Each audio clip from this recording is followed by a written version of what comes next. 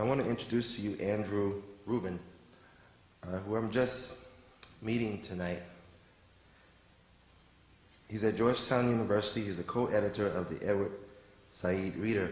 I just want to say that I have two of Edward's books here tonight, and I tell you, the man was just incredible. And to have someone editing the words and analysis of this great man has to be special himself. That's a special duty, a special responsibility. I want you to welcome right now Andrew Rubin, who's here with us tonight.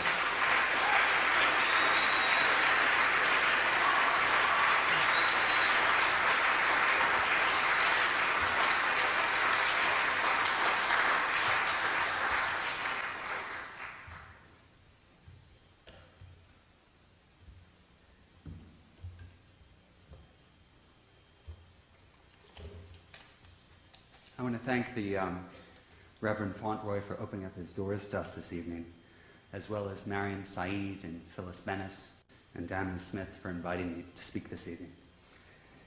Edward Said died quietly in his sleep in the early hours of the morning of September 25th, 2003.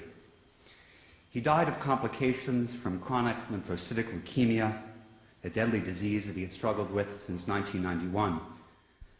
Said's death attracted widespread attention from all over the world. The Secretary General of the United Nations issued a statement on the occasion, as did the crown of the Hashemite monarchy, as well as other ministers of culture in Lebanon and elsewhere. That Said was the object of this collective mourning explains the enormous and even universal loss represented by Said's death, as it also says something about the sustained force and widespread influence of his writings. In the literature seminars I took with him at Columbia University, I recall the sense of urgency, immediacy, and the flawless fluidity with which he would discuss the works of Joseph Conrad, the music of Beethoven, or the way he would reminisce about C.L.R. James in the twilight of his life. No one less perspicacious than Edward Said could make such a convincing and eloquent argument for the theoretical connections between history, music, and anti-imperial politics that speaks not simply to his exceptional gifts as a comparative critic and intellectual, as it does the development and reinvention of the scope of this new humanism. What I came to learn about Edward as his student, his research assistant, and his friend was that both his life and his work were part of a willful, human, and humane endeavor. Every day seems like the first day of school, he would say.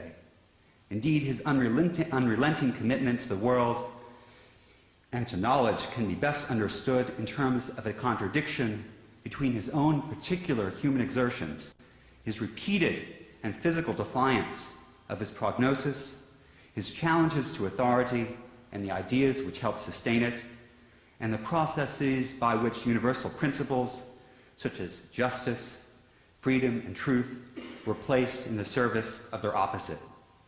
His writings and even his presence always seemed to express and even embody a kind of will.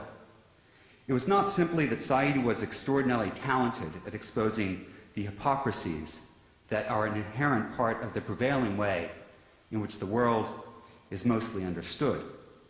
Through his writings and his lectures, he had the ability to make the most complex worldly and historical processes so simple and graspable without ever reducing their sophistication or producing new orthodoxies that could somehow explain and comprehend everything.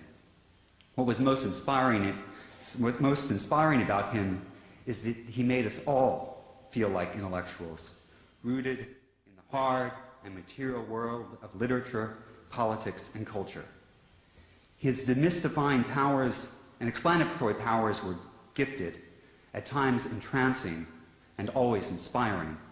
His style of writing, argumentation, and even insult, of which he was a master, was to draw a series of tightly and increasingly critical circles around his object.